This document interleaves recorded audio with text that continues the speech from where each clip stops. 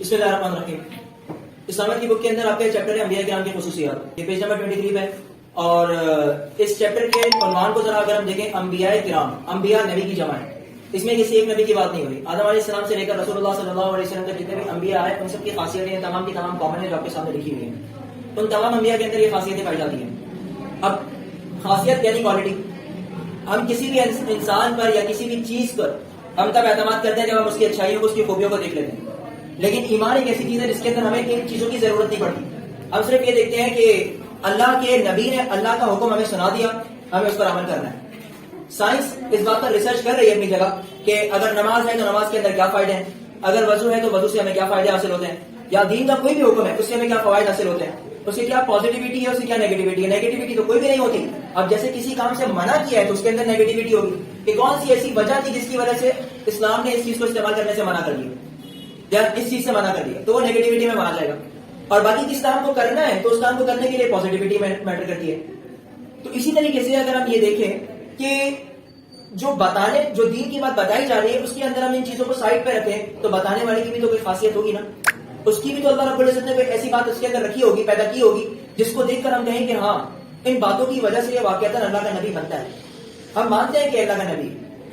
تو وہ باتیں کون سی ہیں، وہ کون سی ایسے کامن فیکٹرز ہیں تمام انبیاء کے اندر پائے جاتے ہیں؟ ان میں سے اگر ہم دیکھیں سب سے پہلے بشریت کسے کہتے ہیں؟ بشریت بشر سے، اگر ہم اس کی یاد آپ کو ہٹا دیں کیا بنتا ہے؟ بشر کہتے ہیں انسان کو، کہ آدم علیہ السلام سے لے کر رسول اللہ صلی اللہ علیہ وسلم تک جتنے بھی انبیاء ہیں وہ تمام کے تمام کیا تھے؟ بشر تھے، انسان تھے۔ قل انما انا بشر مثلکم، قرآن مجید کے اندر اللہ تعالیٰ کیا فرما رہے ہیں؟ کہہ دو کہ میں تمہاری طرح ایک بشر ہوں۔ یہ کون کہہ رہا ہے؟ اللہ کا نبی کہہ رہا ہے۔ اور اسے کون حکم دے رہا ہے؟ اللہ پاک حکم دے رہے ہیں۔ کہہ دو، اللہ پاک کہہ رہے ہیں اپنے نبی سے کہ تم ان کو بتا دو کہ میں کون ہوں، میں تمہاری طرح ایک بشر ہوں، تمہاری طرح ایک انسان ہوں۔ ٹھیک ہے، یہ پہلا آپ کا جو انبیاء کی خصوصیات میں سے پہلی خاصیت ہے وہ کتاب کے اندر کے ذکر کی گئی۔ باقی اس کے اندر ایک اور ریفرنس دیا گیا ہے، قل لو کان فی الارض ملائکۃ یمشون مطمئنین لنزلنا علیہم من السماء ملکا رسولا۔ قرآن مجید کے اندر اللہ فرماتے ہیں کہ ان سے کہہ دو اگر زمین میں فرشتے اطمینان سے چل پھر رہے ہوتے تو ہم ان کے لیے آسمان سے ضرور کوئی فرشتہ نازل فرما دیں۔ اصل میں ایک اختلاف تھا لوگوں کا، عام لوگوں کا، وہ یہ کہتے تھے کہ انبیاء اللہ کا اتنا بھیجا ہوا مقرب انسان ہے تو وہ ہماری طرح کیوں ہے؟ اگر نبی نے آنا تھا تو ہم جیسے ہی انسان میں سے کسی کو نبی بنا کر کیوں بھیجا؟ اللہ پاک کسی فرشتے کو بنا کر بھیجتے تاکہ ہم اس کی بات کو اور سمجھتے، ہم اس کی بات کو یہ اہمیت دیتے کہ واقعتاً یہ اللہ کی طرف سے بھیجا ہوا بندہ ہے اور اللہ کی طرف سے بھیجا ہوا ہے تو نورانی مخلوق ہے، ہم جیسا نہیں۔ ہم کیسے کہہ رہے ہیں کل کو کوئی بھی اٹھ کے کہہ دے گا میں اللہ کا نبی ہوں اور اللہ کے احکامات کو بتانا شروع کر دے گا تو کیا ہم اسے بلیو کریں گے؟ تو کہنے کا مقصد یہ تھا کہ اللہ رب العزت نے ان کو یہ جواب دیا کہ بشر کو میں نے نبی اس لیے بنایا تاکہ وہ آپ کے ساتھ ایک عرصے سے رہ رہا ہے، آپ اس کی عادتوں سے واقف ہیں، اس کے مزاج سے واقف ہیں، لیکن فرشتہ جس کو آپ نے نہ کبھی دیکھا، صرف ہم نے اس کے بارے میں سنا ہے، جب ہم نے ایسی کسی مخلوق کو دیکھا ہی نہیں ہے اور وہ ہمیں آ کے آرڈر دینے لگ جائے کہ میں اللہ کی طرف سے بھیجا ہوا ہوں، میں اللہ کا نبی ہوں اور میری بات کو مانو، تو سب سے پہلے تو ہم اس کو سمجھنے میں ٹائم لگا دیں گے، کتنا عرصہ تو ہمیں اس کو سمجھنے میں لگ جائے گا۔ جیسے آج ایک مخلوق ہم سنتے ہیں وہ کہتے ہیں کیا کہلاتی ہے؟ خلائی مخلوق، کیا بولتے ہیں اسے؟ ایلینز۔ تو سائنس کیا کر رہی ہے؟ ریسرچ ہی کرنے پہ لگی ہے، ایلینز ہوتے کیسے ہیں، ان میں کیا پاورز ہوتی ہیں، ان میں کیا چیزیں ہوتی ہیں، کیا ان کے اندر مطلب کوالٹیز ہوتی ہیں۔ تو جب تک ان پہ ریسرچ اتنے سالوں سے چلتی آ رہی ہے، کسی کو مل رہے ہیں کسی کو نہیں مل رہے، جس کو مل رہے ہیں وہ اس پہ ریسرچ کیے جا رہا ہے، تو فرشتوں بھی ایک زمانے تک ریسرچ ہی ہوتی رہتی۔ تو دین کے احکامات پر ہم کب عمل کرتے؟ ہم تو کھو جاتے اس کے اندر صرف ان پہ ریسرچ کرنے میں۔ اب جب انسان کا تو ہم اس پہ ریسرچ کی جگہ چھوڑ کر ہم اس کی بات کو صحیح اور غلط ثابت کرنے میں لگ گئے کہ اچھا وہ بات ٹھیک کر رہا ہے، ٹھیک ہے بھائی اللہ کا نبی ہے، بات ٹھیک نہیں کر رہا مطلب یہ جھوٹا ہے۔ تو ہمارے پاس صرف یہی چیز تھی، ہمیں اس بندے پہ ریسرچ کرنے کی ضرورت نہیں پڑی۔ تو بشر اللہ نے اس لیے نازل کیا، تو اللہ تعالیٰ یہ جواب دے رہے ہیں کہ میں فرشتے کو نازل اس لیے میں نبی بنا کر نہیں بھیجا، وہ تب بنا کر بھیجتا جب آپ لوگوں کے درمیان چلتا پھرتا ہوتا، یا مجھ سے واقف ہوتے تو واقفیت کی وجہ سے ہم کیا کرتے اس کی بات پہ بلیو بھی کرتے۔ اب دوسرا پوائنٹ دیکھیں، اس کتاب کے اندر دوسری بات بتائی گئی ہے امین۔ امین کا مطلب کیا ہوتا ہے؟ امانت دار۔ مثال کے طور پہ میرے پاس کوئی قیمتی چیز ہے، اس قیمتی چیز کو مجھے کسی کے پاس کسی کے حوالے کرنا ہے تو میں کسی ایسے انسان کو ڈھونڈوں گا جو کہ امانت دار ہو۔ اگر وہ امانت دار ہے تو میں اسے اپنی قیمتی چیز دے دوں گا، اور اگر وہ امانت دار نہیں ہے تو میں کیوں دوں گا اسے؟ کیونکہ مجھے پتا ہے پیسے دوں گا یہ اسے استعمال کر دے گا یا ضائع کر دے گا، واپس یہ چیز میرے پاس لوٹ کر نہیں آئے گی۔ تو اللہ رب العزت نے اپنے احکامات کو کسی ایسے انسان کو دینا تھا جو کہ امانت دار ہو. تو یہ خاصیت ہر نبی کے اندر اللہ نے رکھ دی کہ وہ امانت دار ہوتا ہے, کیونکہ اگر وہ امانت دار نہیں ہوتا تو اللہ تعالیٰ کے احکامات کو لوگوں تک ٹرانسفر نہیں کرتا, چھپا لیتا, اپنی مرضی چلاتا. تو اس لیے تمام انبیاء میں خاصیت موجود ہوتی ہے. تیسری بات آپ کی کتاب میں لکھی ہوئی ہے تبلیغ احکام الہی. تبلیغ احکام الہی, اللہ کے احکام کی تبلیغ. بھائی تمام نبیوں کا ایک کامن کام ہوتا ہے, آپ نے دو پڑھ لی. تیسرا کامن کام کیا ہوتا ہے کہ اللہ کے پیغام کو لوگوں تک پہنچانا. اگر ان کا یہ کام نہیں ہوگا تو پھر ان کو نبی بنانے کا مقصد ہے.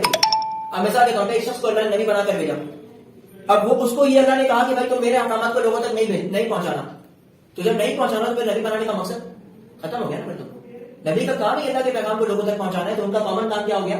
تبلیغ احکام الہی, اللہ کے احکام کی تبلیغ. وما ينطق عن الهوى ان هو الا وحی یوحى. اللہ قرآن مجید میں فرماتے ہیں, اس کا ترجمہ ہے اور نہیں بولتا اپنے نفس کی خواہش سے. یہ تو حکم ہے جو بھیجا ہوتا ہے.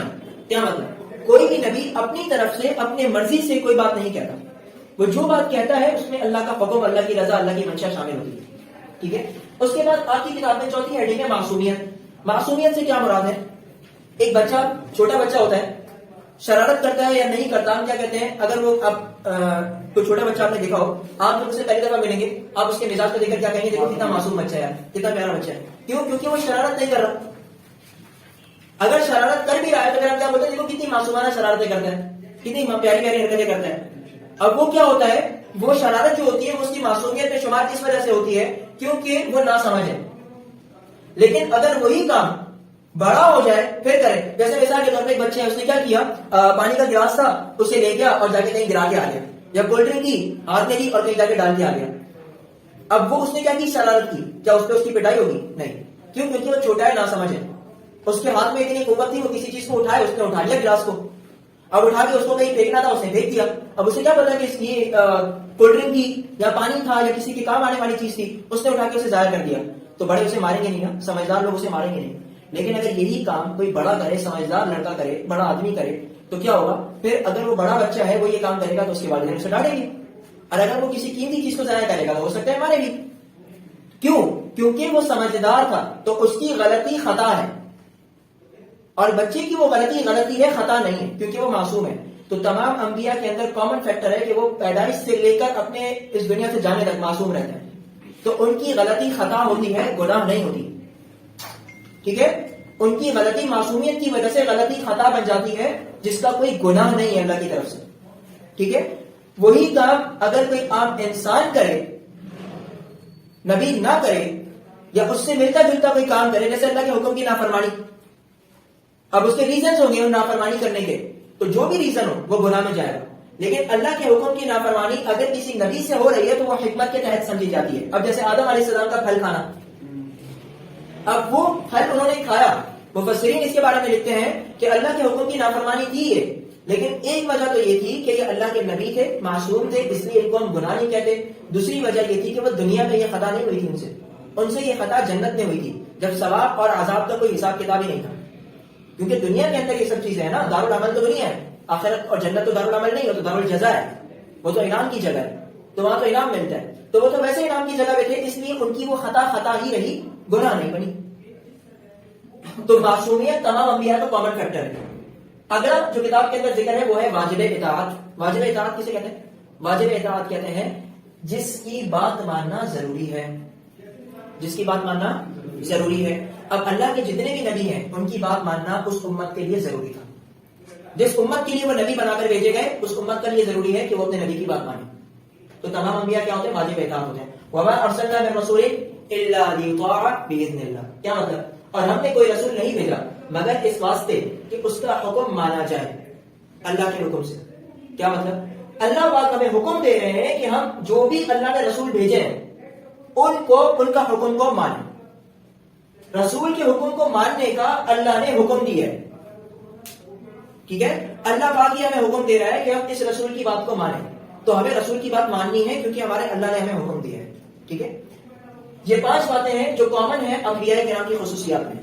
اس کے دوسرے حصے میں اگر آپ دیکھیں تو وہاں سے رسول اللہ صلی اللہ علیہ وسلم کی خصوصیات کے بارے میں بات ہو رہی ہے, رسالت محمد صلی اللہ علیہ وسلم کی خصوصیات. یہ آپ کی کتاب کے اندر پیج نمبر اگر آپ دیکھیں گے 24, تو اس کے لاسٹ کے اندر یہ عنوان ہے رسالت محمدی صلی اللہ علیہ وسلم اور اس کی خصوصیات. دونوں میں کیا فرق ہے؟ دونوں میں فرق یہ ہے کہ اس حصے کو اگر ہم دیکھیں تو اس کے اندر تمام انبیاء کی بات ہو رہی ہے اور اس حصے کے اندر صرف رسول اللہ صلی اللہ علیہ وسلم کی بات ہو رہی ہے.